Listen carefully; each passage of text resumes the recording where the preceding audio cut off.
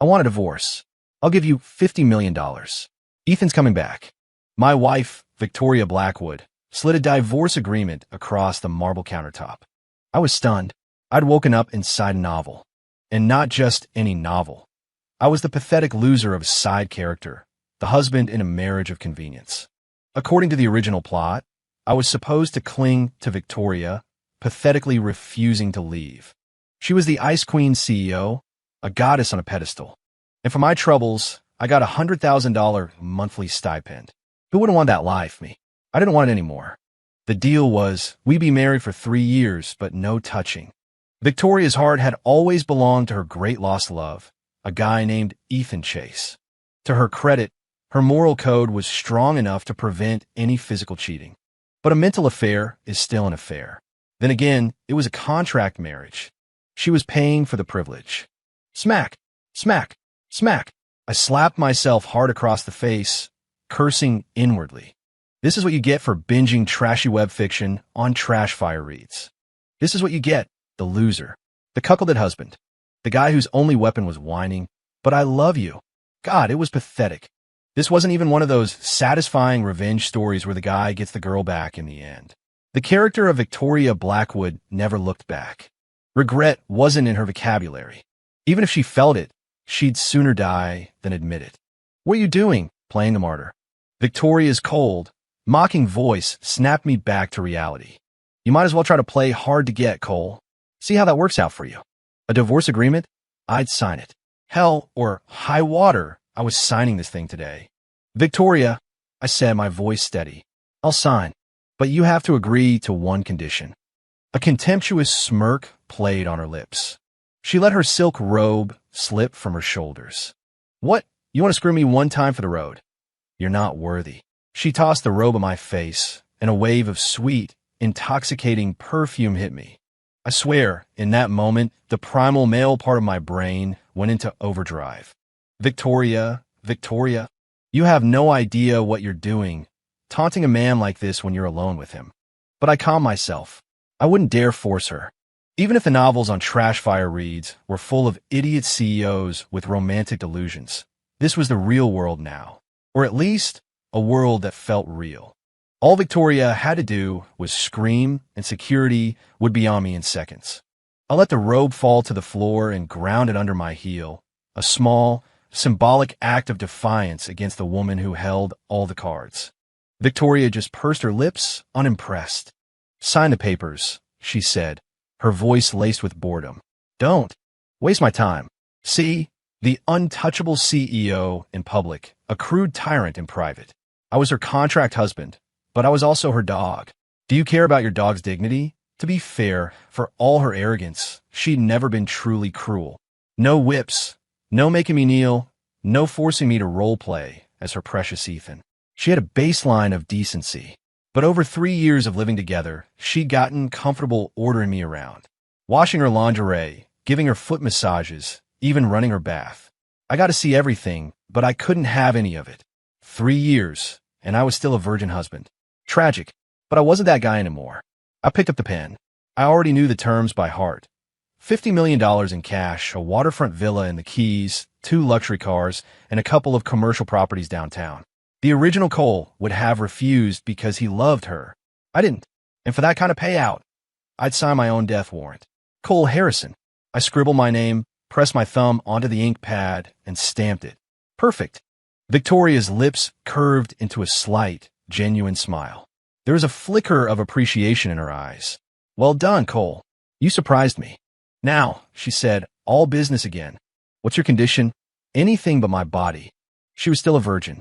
Her strict upbringing and personal principles kept her from crossing that line, even for love. I was about to shatter that so-called love. Now that the papers were signed, I didn't have to grovel anymore. I pulled out my phone. I have a gift for you. You just have to promise you'll watch it with me. Victoria was like an ancient emperor. Her word was her bond, especially when it came to matters of pride. She nodded. You have 10 minutes. I dialed her assistant's number. Evans, Ms. Blackwood, need you to send me the number for the cleaner. You have 1 minute. Victoria's expression hardened. What are you planning? A cleaner was what the wealthy called their fixers, The dogs they kept on retainer to handle problems that existed outside the law. If I had tried to force myself on Victoria, my fate would have been in their hands. I'd be torn to shreds. I didn't say a word, just waited. A moment later, a number buzzed on my phone. At the same time, Victoria's phone rang. It was Evans. She answered, listened, and simply said, I know. The number was a local Seattle area code. I called it and put on speaker. A gravelly voice on the other and knew who I was. Mr. Harrison, how can I help you? $100,000, I said. I want all the information you have on Ethan Chase's time abroad. Focus on his bodyguard. The black guy. There was a long pause. Is Ms. Blackwood there? Victoria's voice was like ice. Make it 200,000. Do as he says. You have 10 minutes. She hung up, then turned to me with a sneer. You won't have the authority to make that call anymore. Did you really think I haven't had Ethan investigated? He's been studying his ass off, got his master's from Columbia. He's one of the most promising young investors in Silicon Valley. And most importantly, for the past 3 years, just like me, he has been completely celibate. Hearing her slowly enunciate those words, I couldn't help it. I burst out laughing. Forget the fact that I'd seen every inch of her naked body while helping her bathe. Did she really think Ethan was that pure? She might not know the truth, but I did. I was from the world where his story was already written. 10 minutes isn't long, I said. Just sit back and enjoy the show, Victoria. As we waited, I darted into the master bathroom and returned with the basin I used for her foot soaks. What are you doing? She asked, a hint of her old imperiousness returning. If you're going to give me a foot soak, where's the water? I rolled my eyes. We were divorced. Only a dog would still be waiting on her hand and foot. I figured you might need this, I said, placing it on the floor in front of her. You know, in case you get nauseous. Understanding dawned on her face, followed by a cold fury. But then, a flicker of something else. $1 million, she said. One last time. I was happy to oblige. 10 minutes passed in a blur. Her feet were soaking, and the phone rang. I was massaging her arches. For $500,000, I'd have used my tongue. This life wasn't so bad. It was a shame she wanted a divorce, but I wasn't about to be the guy wearing the horns. The voice on the phone was back.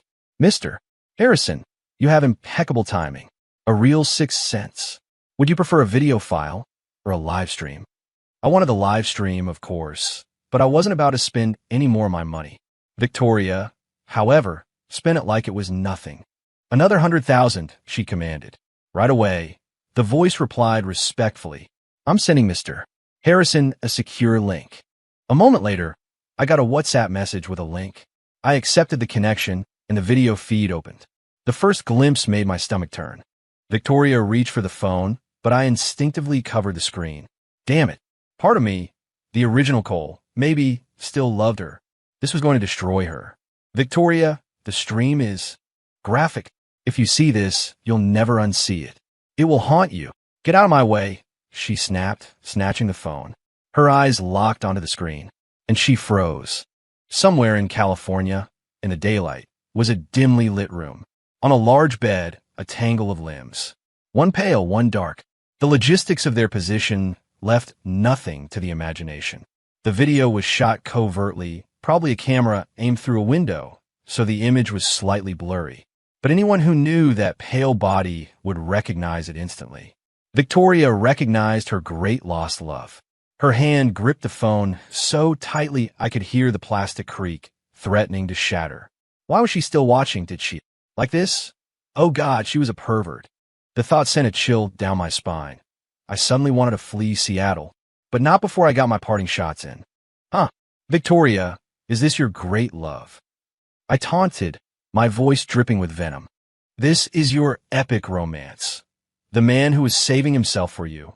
You were so busy investigating the women around him. Did it ever occur to you to check on the man? Your precious Ethan doesn't have a girlfriend, Victoria. He has a black boyfriend. Surprise. Isn't it exciting?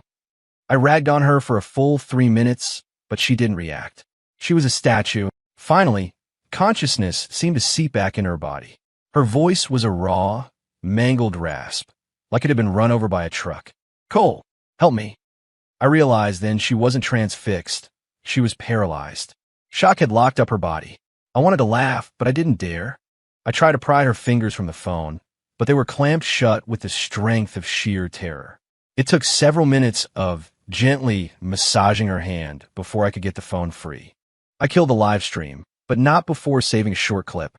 I uploaded it to my private iCloud, sent it to a burner account, and deleted all the local traces. Only then did I lift Victoria onto the bed and begin massaging her rigid limbs. This would probably be the last time I'd ever touch this soft, fragrant body. What a waste. The trauma from that video would be immense. She could either swing to one extreme and become a full-blown hedonist, or she could retreat into herself and become a nun. But I didn't regret it. She had mocked my love, so I had to destroy hers. It was only fair. An eye for an eye. Now we were even. Wretch. The moment she regained control of her body, she shot up and vomited directly onto me. I didn't have time to react. I was covered from head to toe. Perfect aim. Victoria, you've got to be. I stopped. I looked at her, and my anger evaporated. She was crying. This was Victoria Blackwood, the untouchable queen who commanded an empire of over 100,000 employees. And she was sobbing like a lost child. I fell silent and began to clean up. I drew a hot bath, carefully undressed her, and carried her to the tub. While she soaked, I showered in the same bathroom, right in front of her. It was the first time she'd ever seen me fully naked. I expected her to get sick again at the sight of a man's body, but she just stared, her eyes vacant, watching me. After I had showered and changed, I finished cleaning the room, then helped bathe her. I knew the routine. She often came home from business dinners drunk, a mess of vomit and tears. I'd seen her at her absolute worst. In that small way, my experience was a little richer than the other poor saps in those novels who never even got to hold their contract wife's hand. But honestly, even if it's a goddess, vomit is still just foul, disgusting puke. In those moments, who has the energy to think about anything else? I got her cleaned up. She threw up twice more, until only yellow bile came out. She must have been thinking about Ethan again. By the time I had her settled, she was fast asleep. I carried her to her own bedroom, not the master suite we technically shared. I took one last, long look at her. This might be the last time we ever saw each other. No words, no goodbyes. I was gone like the wind. I walked out of my own bedroom, pulling 2 large suitcases behind me. Inside was the spoils of my 3-year war. Bespoke suits, expensive watches, cufflinks, and designer shoes, all gift from her. As for the money and property, Victoria wouldn't go back on her word. I figured Evans would be in touch tomorrow. 15 miles from Victoria's waterfront mansion, I unlocked the door to a modest 3-bedroom apartment. I'd bought it with the money I'd saved from my monthly stipend. Victoria knew about it, but I also knew her pride would never allow her to show up here. Logically, I should have taken the money and run to a city where no one knew me. But on second thought, showing up in a new town with that much cash felt like a sheep walking into a den of wolves. Better to stay in Seattle. I could still trade on the faint echo of Victoria's influence to live a quiet life. When the Blackwood Group eventually collapsed in a few years, as it did in the novel, I could disappear then. I slept like a rock and woke up at 10 in the morning. Life, without having to cater to Victoria, was glorious. I turned on my phone. Dozens of missed calls and texts flooded in. All from Chloe Vance, Victoria's best friend. Not a single call for Victoria herself. Of course, the heartless bitch. All those trashy web novels about repentant CEOs chasing after their ex-husbands were lies. A woman as proud as Victoria Blackwood would die before she'd lower her head. Fine. I wouldn't lower mine either. I turned my phone off again. We'd meet in 30 days to get the divorce finalized, and that would be that. But you can't always get what you want. Soon enough, Chloe Vance was banging on my door. Cole Harrison, you spineless bastard. What did you do to Victoria? Seeing her, I couldn't help but feel a pang of nostalgia. I used to be more afraid of Chloe than I was of Victoria. She was petite, but she was a human firecracker. I'd take being called a loser from anyone else with a grain of salt. But when Chloe said it, I knew I'd earned it. A year into my marriage, Chloe had gotten Victoria drunk and tossed her into my bed, a deliberate setup. And what did I do? I just held her while we slept. Literally just slept. I didn't do a single thing. From that day on, Chloe wrote me off as a total waste of space and never again try to play matchmaker. Cole, what did you do? She demanded, jabbing a finger in my chest. Why does she throw up every time Ethan's phone rings? Or whenever she hears his name? And why is it that when she hears your name, she doesn't get sick, She just looks like she wants to murder you. It was a three-pronged attack, and I had no good answer. Chloe was the most loyal friend I'd ever seen, real or fictional. She was genuinely devoted to Victoria. Later in the story, when the Blackwood Group went bankrupt, it was Chloe who helped Victoria get back on her feet. They were friends for life. But if I showed her the video, if I told her the truth, would she be disgusted with Victoria by association? Would she feel contaminated? Ethan's little hobby was seriously disturbing. Talk, or I swear to God I'm going to start swinging. Seeing she was about to get physical, I threw my hands up in surrender and squeaked, "Help." "Oh, you think this is funny?" Chloe's fist, small but solid, finally connected. It felt like being pelted with hail. It kind of hurt. 5 minutes later, a winded Chloe tossed a credit card on the coffee table. $100,000. That's for the first one. You got 9 more coming. 10 grand a punch? Totally worth it. Okay, I said, rubbing my jaw. What did you do? Did you come in her mouth or something? Some other disgusting thing? I thought about it for a second and decided to just come clean. I was done with these rich, dramatic people. Chloe, last night, I made Victoria watch a live stream about Ethan, and then she started throwing up. A lot. As I spoke, my eyes fell on 2 action figures on my bookshelf. I grabbed them and demonstrated the classic pose for her. Ass to ass. One's white, one's black. You get the picture. As everyone knows, a woman's imagination is a powerful thing. Sometimes, what you imagine is far more graphic than the truth. I don't know what scene Chloe pictured in her head, but she clamped a hand over her mouth and bolted for my bathroom. I heard the sounds of violent retching. Sigh. Another victim. Chloe dragged me to the hospital. Victoria was a person with a deep-seated, almost pathological need for purity. Ethan knew this. On the surface, he had been a saint abroad, rejecting all female advances. Victoria believed her great lost love was saving himself for her. She never imagined that he didn't have a girlfriend because he had a very close male bodyguard. Yesterday's live stream had become Victoria's waking nightmare. The memory alone made her sick. So now she was here, unable to keep food down, running a fever. The second I walked into the private suite, I saw her. She looked like a broken doll. My heart ached, but I steeled myself and put on a cold smile. What's wrong? You look heartbroken. Tell me all about it. I could use a good laugh. Victoria was too weak to even argue with me. But Chloe, standing behind me, was not. She grabbed my ear and twisted hard. I brought you here to cheer her up, you asshole.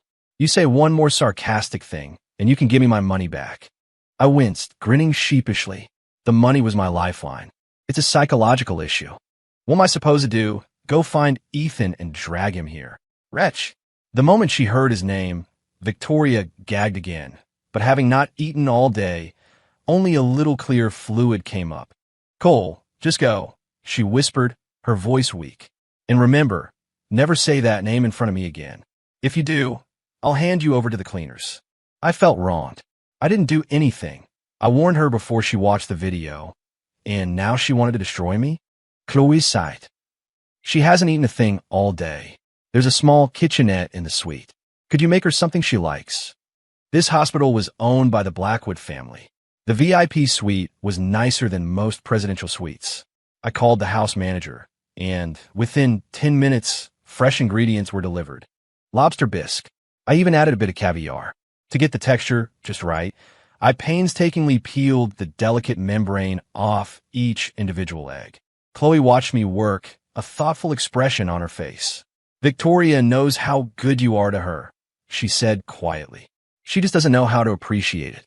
And she's so proud, she'd never admit she was wrong, even if she regrets it. You too. She trailed off. Look, without me, you two would have been over ages ago. Don't worry. I've got your back. Honestly, I wasn't even sure I wanted to be with Victoria anymore. The wealth gap was too massive.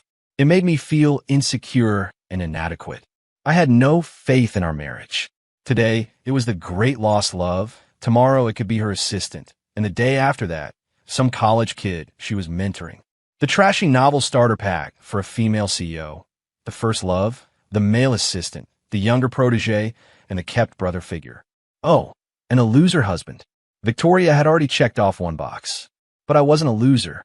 At the very least, I wouldn't let myself be cheated on. The bisque was ready.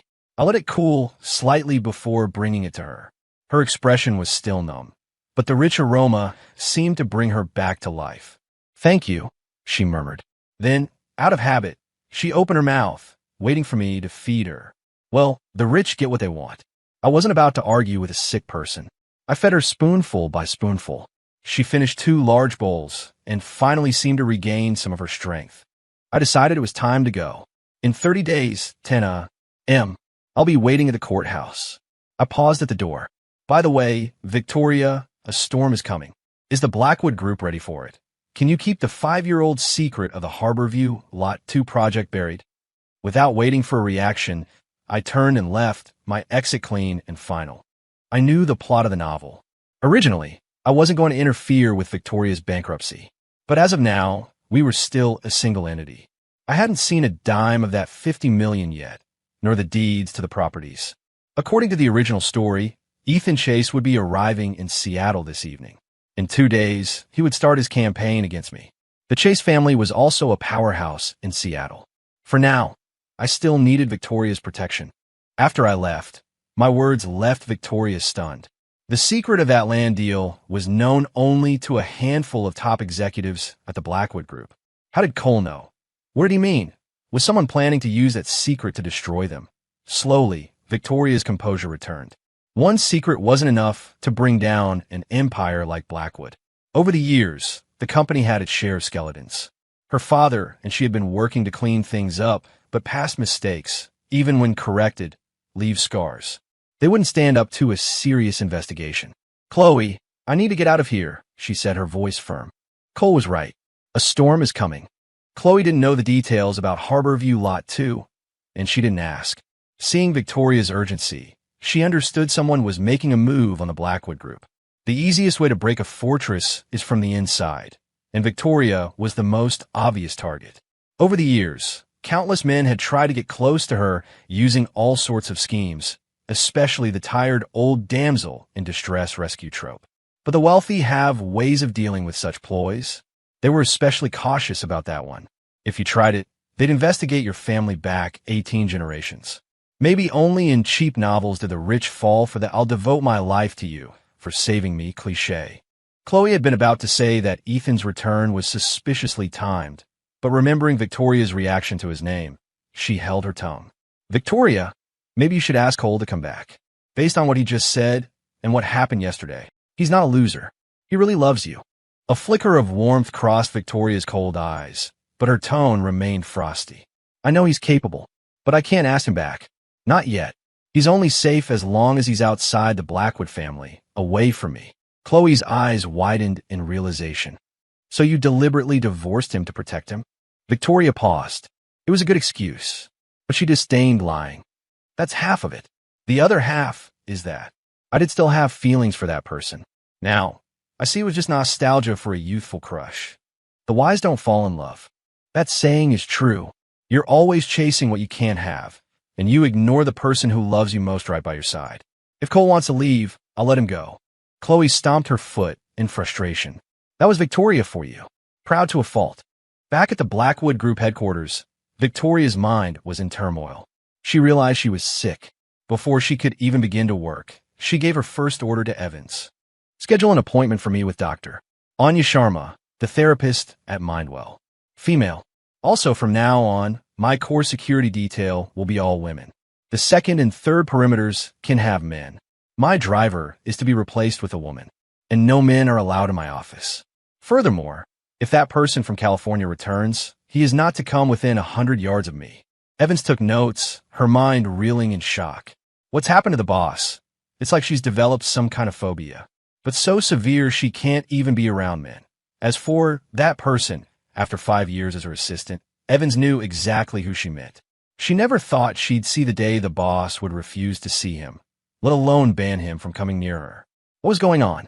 After giving her orders, Victoria opened a file on her desk, but her thoughts were on Cole's warning. The Harborview project had been developed 5 years ago. Whatever secrets lay beneath it were now buried under a skyscraper. Who would use that to attack them now? She knew Cole. He wouldn't lie to her about something so serious. The calm before the storm, she whispered to herself. At Seattle-Tacoma International Airport, Ethan Chase stepped off the plane and saw no one waiting for him. Something was wrong. He and Victoria had agreed yesterday that she would pick him up. He tried calling her before takeoff, but she didn't answer. He'd assumed she was planning a surprise. This was not the surprise he wanted.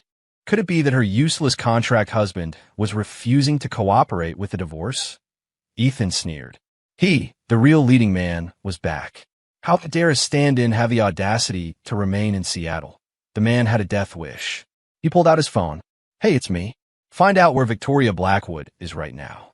Seattle was a big city, but it was also a small one. The circles the wealthy moved in, the restaurants, clubs, and parties were limited. Soon, Ethan's phone rang. What? What do you mean Victoria's pregnant? He roared into the phone. That's impossible. She told me her husband had never even laid a finger on her. Morning sickness? It's that bad? She's in the hospital? Ethan hung up and hurled his phone against the concrete floor, where it shattered, as if he could smash Victoria and her fake husband to pieces along with it. That evening, at 8 o'clock, the Pinnacle Club was hosting the 80th birthday gala for Old Man Kensington, the patriarch of another of Seattle's prominent families. Ethan was there. He hadn't been able to locate Victoria, but he knew she would have to make an appearance to pay her respects. I was there too. I really hadn't wanted to come, but Chloe had insisted. She'd waved a $5 million check in my face, and I admit it, I caved. Here, in the eyes of the public, I resumed my official role, the son-in-law of the Blackwood family. Victoria was on my arm, a dazzling smile on her face. I was decked out in a custom tuxedo, looking sharp and sophisticated. To outsiders, we were the perfect couple, a match made in heaven. It was all an act. I seethed internally, but didn't dare let it show.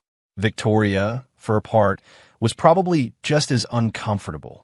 We paid our respects, gave the gift, offered our congratulations, and exchanged a few pleasantries. My job was done. There was still a banquet, an after-party, and parting gifts. My plan was to lay low, grab the gift bag, and get out. Shit, Cole. Ethan Chase is here, Chloe hissed, finding me in a corner where I was enjoying some matcha-flavored macarons. What were we going to do about Victoria? She was worried Victoria would see him and have another episode. I shrugged. She can't hide forever. Eventually, you get used to throwing up. Chloe shot me a death glare and dragged me back toward Victoria. The CEO was in her element, chatting and laughing with a group of fellow female executives. Deals worth hundreds of millions were being casually sealed between sips of champagne. I could only watch and envy. I'd love to talk about nine-figure deals with her, but she was never interested. Victoria hated being interrupted when she was talking business. I was afraid to approach, but Chloe had no such qualms. She squeezed into the circle and whispered in Victoria's ear. That person is here. Should we leave early? Victoria desperately wanted to run, but she couldn't. She was the CEO of the Blackwood Group. The livelihoods of over 100,000 people depended on her. She had to close these deals tonight. It was her duty. Tell Cole to stay close to me. If I'm going to be sick, I'm going to be sick on him. Chloe was speechless. Are you serious? Victoria gave her a mysterious smile. You wouldn't understand. He has unique tastes. Here's a check for $1 million. That should keep him from getting mad. Chloe just stared. You two are a special kind of crazy. A match made in hell. After paying his respects, Ethan Chase spotted Victoria. She was always the brightest star in any room. He was about to walk over, but he saw she was talking business, so he waited patiently off to the side, a perfect smile on his face. His eyes held a mixture of emotions, 30% love, 50% admiration, and 20% condescending mockery, as if Victoria wasn't just his lover, but also his prized employee. Then his gaze shifted, and he finally saw me. Cole Harrison. Ethan couldn't resist. He grabbed a glass of champagne and sauntered over. Cole Harrison. I'm Ethan Chase. I pretended not to know him, giving a polite nod, but saying nothing. After all, we'd never actually met. A few of Ethan's friends gathered around, sensing a confrontation was brewing. One of them smirked. Mr. Blackwood in-law, your cuff is a little wrinkled. Did the maid miss a spot? I smiled faintly. The asshole was trying to call me poor and humiliate me. Mr. Ford, I said calmly. I hear the road back to your family's old money is a treacherous one. One wrong step and you could lose your footing. The atmosphere went dead silent. The so-called Mr. Ford looked like he'd seen a ghost. What? What are you talking about? That's slander. I just smiled. Truth isn't determined by who has the loudest voice, is it? Shouting just shows you have something to hide. Ford paled and beat a hasty retreat. His friends, seeing the tables had turned, scurried after him without so much as a word to Ethan. Ethan was furious. He couldn't believe I'd scared off his posse with a single sentence. He moved closer to me and, pretending it was an accident, knocked a drink out of a passing guest's hand. "Oh, I am so sorry," he said, his voice dripping with false sincerity. "Mr. Harrison, would you mind cleaning that up for me? I really must go talk to Victoria. You wouldn't be so petty as to refuse, would you?" I kept my smile plaster on my face, but inside I wanted to smash his. He was going to hit on my wife and leave me to clean up his mess. Who the hell did he think he was? The move was pure poison. If I bent down to clean it, I'd be playing the part of a servant in front of everyone, disgracing not just myself, but the Blackwood name. I smiled sweetly and declined. "I'm sorry, I can't. My wife and I were trying for a baby during her last fertile window." I pulled a muscle in my back. It's still acting up. The guest whose drink had been spilled, a middle-aged man who had stuck around to watch the drama, burst out laughing. He gave me a thumbs up before finally walking away. Ethan, who was still standing there, went rigid. His face turned to stone. 3 words echoed in his mind. Fertile. Window. What fertile window? It was impossible. He couldn't take it anymore. He stormed toward Victoria. He was 3 steps away when he spread his arms, ready for an embrace. "Victoria," he said, his voice full of emotion. "I'm back." But the moment Victoria saw him, her face went deathly pale. "Will you reach for her?" she gagged. To vomit in a place like this would be a grave insult to the host. But I was faster. I lunged forward, holding a small paper gift bag under her chin, just in time. Victoria was already the center of attention. Her sudden sickness drew every eye in the room. We were all adults. We all knew what a woman vomiting could mean. Ethan knew, too. He stood there like a fool, staring at Victoria as she heaved, the words from the airport phone call flashing in his mind. "Victoria's having morning sickness. She's pregnant." Ethan staggered back a step. He had painstakingly played the part of a devoted lover for 3 years, returning home ready to conquer. He was going to take over the Blackwood Group and take Victoria with it. But how could this bitch be pregnant? Why? On what grounds? He wanted to slap her, to kick that bastard child out of her stomach, to kill her contract husband. But he had to restrain himself. He forced himself to walk closer. "Victoria, are you pregnant?" "I don't mind." As the words left his lips, he felt his heart bleeding. God, the hatred was immense. The crowd watched him with a mixture of amusement and pity. Now, that was true love. Even I had to give him credit. He was shameless, just as you'd expect from Victoria's great lost love. Chloe stepped forward, planting herself between them. "What the hell are you talking about? Your mother's pregnant. Open your damn eyes and look. She's sick because the sight of you is disgusting. If you have any self-respect left, get the hell out of here." Now, under the weight of everyone's mocking, pitying, and curious stares, Ethan could only try to save face. "Victoria, you should rest. We'll talk another time."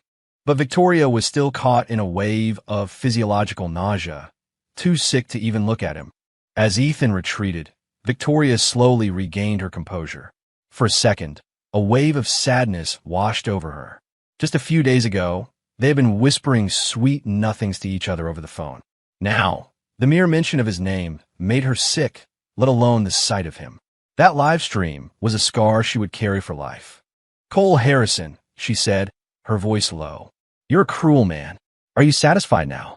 I couldn't help but let out a small, triumphant chuckle before composing myself. "You can't blame it all on me. I'd say you both had it coming." Victoria looked weak. She took a glass of water from Chloe, but hesitated before drinking. "You didn't drug this, did you?" Chloe rolled her eyes in exasperation. Ever since the night she delivered a drunk Victoria to my bed, her best friend had been wary of anything she handed her. "Victoria, look at yourself. Do you really think I need to drug you in your current state? Cole could probably knock you out in 3 minutes flat." My jaw dropped. Chloe was a legend. When she was angry, she had the mouth of a sailor. No filter. Victoria blushed and took the glass, downing the water in one gulp. There, I drank it. A week passed after the birthday gala. I hadn't contacted Victoria or Chloe. I had nothing but time on my hands. I thought about getting a job, but I couldn't stand the thought of having a boss. Besides, who would pay me as much as Victoria had? Comparing the options, I decided to work for myself. I started making short-form videos. As someone from another world, I had a goldmine of songs that were considered original creations here. A little money for a producer and a few recording sessions was all it took. Within days of uploading my first few songs to TikTok, I became a minor influencer. The royalties were surprisingly good. I realized making money could be this easy. I'd never have to bow and scrape before Victoria again. As for Chloe, I'd take her money and throw it right back in her face. I thought my good days were just beginning. Then one night I went to sleep and woke up in Victoria's villa, on her huge, soft, fragrant bed. It would have been perfect if my arms and legs weren't chained to the bedposts. Okay, shamefully, I still wanted her. You're awake, Cole. Don't blame me for this, she said, her voice soft. You brought this on yourself. It's time to pay your dues. I was horrified. Victoria, clad in a silk nightgown, climbed on top of me. She wasn't wearing anything underneath. I wasn't wearing anything at all. The morning sun streamed through the window, awakening the world. My body answered Spring's call. You've gotten so thin. I stammered, my concern automatic. What are you doing? Here my first thought was for her. Victoria's eyes softened, but her resolve didn't waver. You, she said. One word. And then she was on me. I was speechless. What the hell was happening? This was a new development. Looking at Victoria's bloodshot eyes and the single tear tracing a path down her cheek, I could only remain silent. A strange thought popped into my head. Yandra. Less than 3 minutes later, Victoria rolled off me, a confused and dissatisfied look on her face. So it really is you? You can't last 3 minutes. I have to tell Chloe. It wasn't my fault. My face burned with shame. Well, I mumbled. It was my first time, you know. Victoria's eyes lit up. She leaned down and kissed me, a real smile spreading across her face. It was like a light had switched on in the dim room. Oh, that's perfect. Then we're even. Thanks for saving me the trouble. I wanted to cry. That's how this works. Unchain me. I pleaded. It's my turn to be on top next time. Victoria considered it. We'd already done it. If I tried to run, she could just have my legs broken. But she still insisted on her position. I'm Victoria Blackwood. I was confused. I know that. She pouted. Victoria Blackwood is never on the bottom. I had to placate her. Okay, Your Majesty. How about I teach you a few new tricks? They feel really good. Really? But you said it was your first time. They'll feel good. I'm a beginner, but I've had tutors. Japanese tutors. Fine. But if it doesn't feel good, I'm back on top. This time, she was more cooperative. After a 10-minute break, I asked her why she'd chain me up. It turned out I had dug this pit for myself. Victoria was sick, a psychological illness, and I was her medicine. Because of the live stream, because of Ethan, she had developed a deep-seated revulsion to physical contact with men. She had seen several therapists over the past week. The consensus was that only the source of the trauma could provide the cure. And I was her cure, because she didn't feel repulsed by my touch. She wasn't disgusted by my body. As for why she'd taken the initiative, I was to blame for that, too. The rumor that she was pregnant had spread through all of Seattle's high society. It was a lie, but too many powerful people wanted to make it true. The Blackwood Group's board of directors, her own parents, their business partners. It was a classic case of a lie told often enough becoming the truth. She was trapped. She could deny it, but the company's stock would plummet. In such a volatile time, she couldn't risk it. Without the Blackwood empire, her life would be miserable. Besides, she confessed she did love me. She just didn't know how much. People in her world were like that. They didn't understand love or how to show it. All she knew was that she only wanted to have children with me. 2 of them. One to carry the Blackwood name, one to carry Harrison. I heard that and thought, fair enough. I can live with that deal. What is love? Anyway, marriage is the longest confession. An idea formed in my mind. I could help cure her illness, but I wouldn't cure it completely. Her aversion to other men was a good thing. The only problem was she seemed to have turned into a full-blown Yandra. A Yandra wouldn't cheat, but she sure as hell wouldn't let me cheat either. Could I really stay faithful for a lifetime? Round 2. Let's go. Victoria unchained me. Kiss me for 10 minutes first. We need to do this a few more times. It's my fertile window today. What could I say to that? My actions spoke for themselves. For 3 days, we barely left the bedroom. Victoria visibly bloomed, her body regaining its soft curves, her skin glowing. When she walked into the office on the 4th day, employees whispered that the CEO looked like she'd swallowed a magic pill. On the 4th day, I also left the villa. My legs were shaking so badly, I felt like a stiff breeze could knock me over. The dark circles under my eyes would have made a panda jealous. But I had a recording session today. A man's got to work. Meanwhile, Victoria was facing a new crisis. A letter had arrived from Ethan Chase. He hadn't been idle this past week, but Victoria had blocked his number, his social media, his email. She refused his packages. In person, he couldn't get within 100 yards of her. So, he resorted to sending a letter via an official business courier, disguising it as a work document. He'd written it himself. After several unanswered letters, he dropped the act of the pining lover and revealed his true colors. He was threatening her. 2 documents. The first detailed how a Blackwood subsidiary had deliberately damaged and covered up historical artifacts during the development of the Harborview Lot 2 project 5 years ago. The second detailed how the company had forged soil toxicity reports for a residential project in a Pinewood district. Victoria held the documents and sat in silence for hours. Ethan's threat was both laughable and disgusting. He wasn't even asking for a divorce anymore. He was demanding she have his child. He had figured out that she got sick at the mere mention of his name and knew she must have discovered his history. So he settled for the next best thing, a child. With a child, he would have a legitimate reason to enter the Blackwood Group. Then he could detonate a few more scandals, drive down the stock price, initiate a hostile takeover, and finally bankrupt the company. The Chase family would swallow the Blackwood Group whole and become the undisputed #1 family in Seattle. Then, even if he came out of the closet, who would dare laugh at him? Their plan was meticulous, but their execution had been slow. 3 days had passed since Victoria received Ethan's letter. Today was his deadline. We were in the study of the old Blackwood family estate. In attendance were Walter Blackwood, Victoria's father, her mother, Helen, Chloe Vance, and me, the tag-along. Normally, I would never have been invited to a family meeting of this gravity. But this time, Victoria had insisted. She said I was part of the family. She called me the pillar of the household. She said I was the future father of her child. With that much praise, how could I refuse? Walter and Helen, having been filled in on my recent heroics, treated me with a warmth I'd never experienced before. They acted like I was their biological son. Since that was the case, I decided not to hold back. It was time to show my true value. Dad, Mom, Victoria, and Chloe, I began.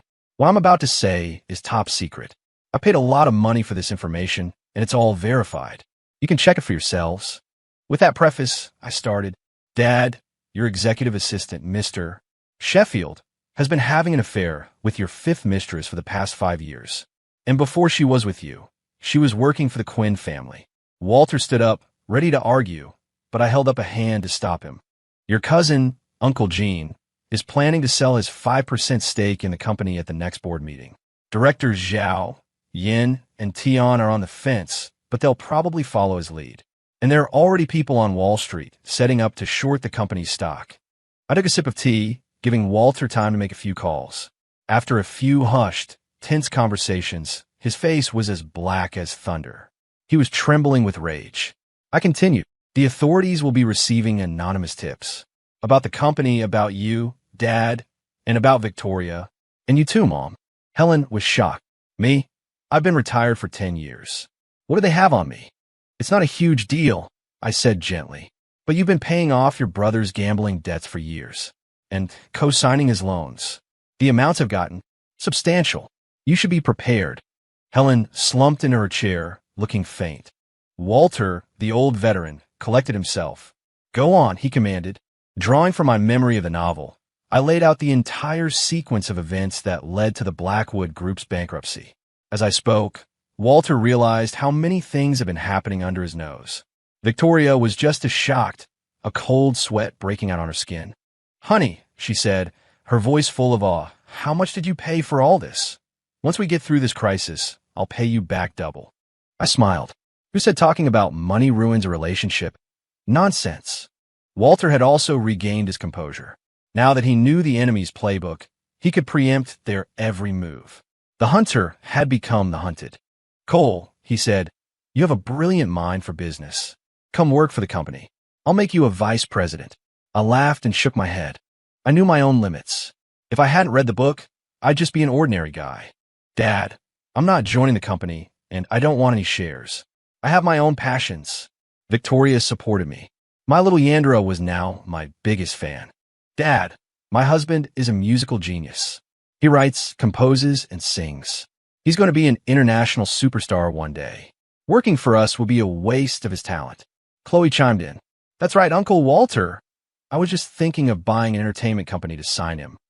Victoria's Yandra senses went into overdrive. He's my husband. I'll buy him an entertainment company myself. Chloe shot back. What do you know about the entertainment industry?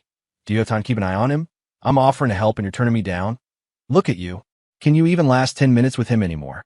Victoria, defeated, could only mutter, just don't let him have a red carpet romance. Chloe scoffed. I didn't dare say a word. Walter sipped his tea. Helen offered me a cigarette. 2 weeks later, the war between the Blackwood, Chase, and Quinn families was over. The Blackwood group was wounded, but had survived, and it was now rapidly absorbing the spoils of its victory. Ethan Chase, the man who had once been so arrogant in front of me, was now in a detention center awaiting trial. One day, out of boredom, Chloe and I went to visit him. From the sound of it, he was facing life in prison. We sat down opposite him, separated by a pane of glass. Are you here to gloat? He spat. Does it make you feel good? Kicking a man when he's down? Chloe slammed her hand on the glass. I came to see when you're going to rot, and to make sure everyone in our circle sees what happens when you mess with us. A cautionary tale. I smirked and pulled out my phone. Ethan, you always wanted to know why Victoria got sick every time she saw you, right? Here, take a look at your masterpiece. I played the video. The graphic scene on the screen seemed to transport Ethan back in time. He stared, his expression dazed. You had someone film that, he whispered. I smiled. I was the mastermind, but Victoria was the one who paid for it. Ethan's face grew even paler. Then our plan. I adopted a look of deep respect. My father-in-law is a brilliant man. That was the last straw. Ethan lost the will to speak and signaled to the guard that the visit was over. As he was led away, he looked back, his eyes burning with a hateful fire. Cole Harrison, we'll meet again in the next life. I flinched. A fight, fine. But he needed to be a lot more specific about what kind of fight he meant. Goddamn pervert. 2 weeks after that, a shriek echoed from the master bathroom. I rushed in, thinking something was wrong. Victoria was standing there, clutching a pregnancy test. She was beaming. Honey, look, 2 lines. I knew what 2 lines meant. I swept her up into my arms. All the time I'd spent pampering her lately had paid off. She was softer, fuller, and smelled incredible. She burrowed into my chest. Honey, for the next 3 months, we can't. You know, she pouted playfully. I'm afraid I won't be able to control myself. I held her tight. I'll be strong with you, honey. We'll get through it together. Victoria's eyes took on that familiar, feverish glint. The next morning, I woke up to a familiar scene. My arms and legs were chained to the bedposts. Victoria stirred beside me, looking adorably sleepy. I had to tie you up, honey, she cooed. This way, I don't have to worry about you cheating on me. I sighed. This was the downside of having a Yandra for a wife. So needy. I regretted it. I regretted ever showing her that live stream. But then again, I was glad I did. Life doesn't give you do-overs. The only thing you can do is cherish what you have.